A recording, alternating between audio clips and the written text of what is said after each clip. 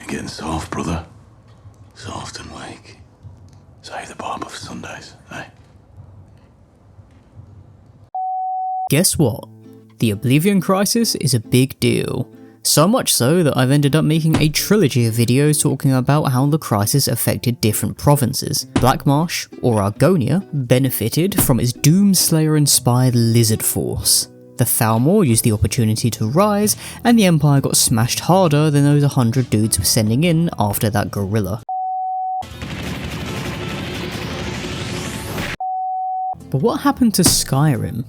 In the actual game, we get little tidbits here and there, but how the Oblivion Crisis directly affected Skyrim isn't talked about massively.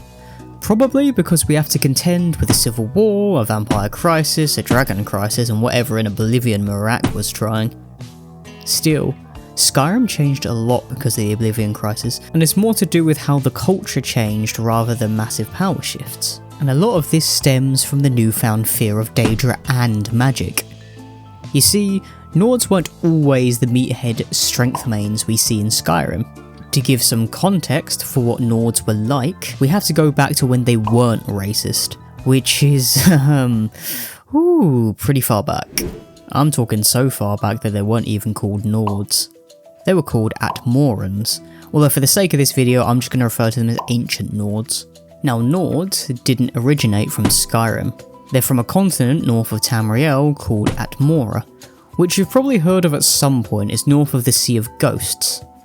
When they first came to Skyrim as settlers, these ancient Nords were actually friendly with the native snow elves, but with the climate becoming harsher in Atmora, more began to migrate south. Soon there was a population boom, and the first settlement was built, the city of Saarthal.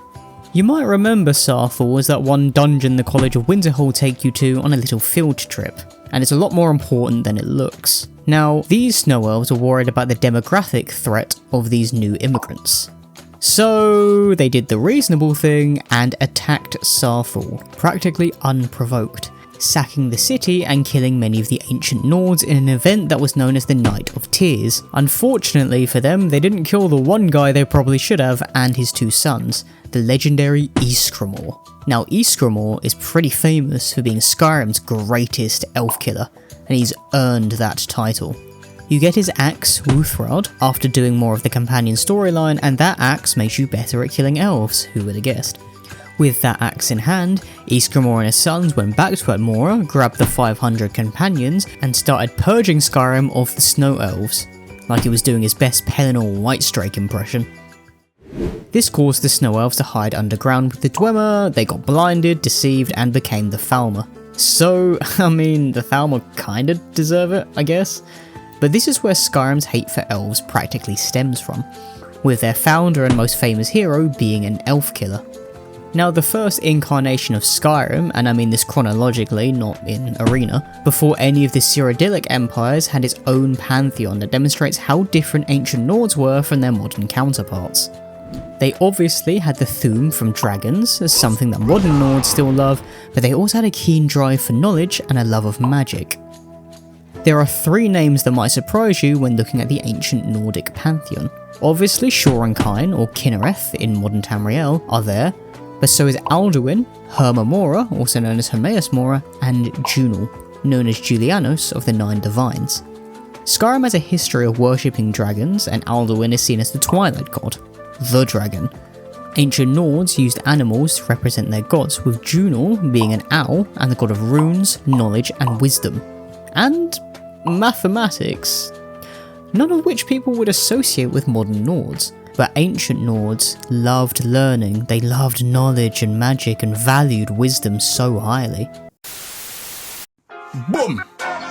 2 + 2 is 4, -1, that's 3, quick maths.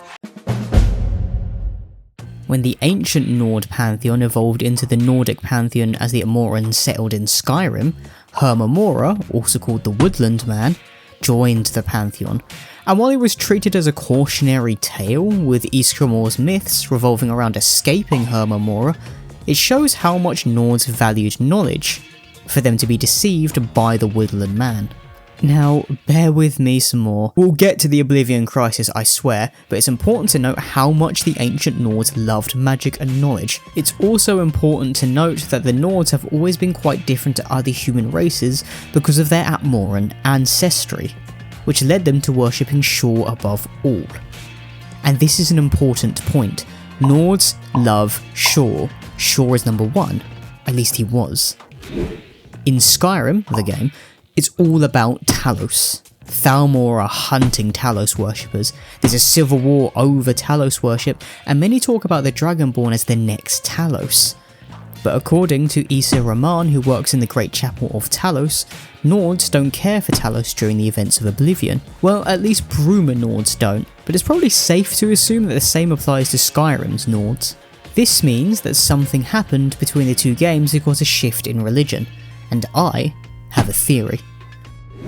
You see, while most pantheons put Akatosh as the top dog, whether as Auriel or Alkosh, Nords put Shor there.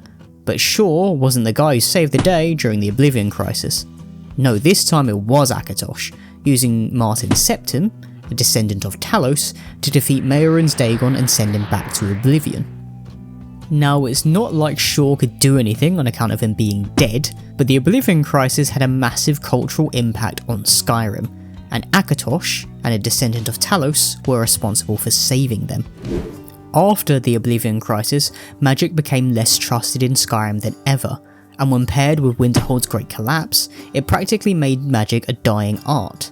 I mean, the College of Winterhold has 4 students, and chances are J'zargo's probably going to get the others killed with his bloody fire scrolls. This is so strange to me now, after seeing how much Nords loved knowledge and magic, yet after the Oblivion Crisis they're terrified of the stuff, leading them to become the meatheads we know today.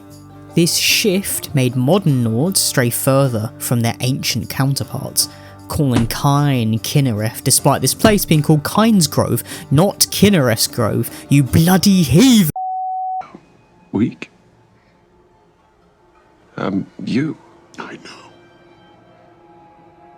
You're a disappointment.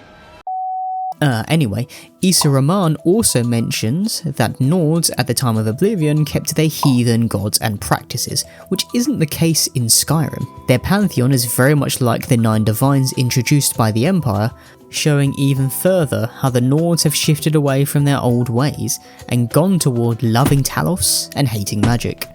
And I don't think this is going to change. Or at least logically speaking, it probably shouldn't.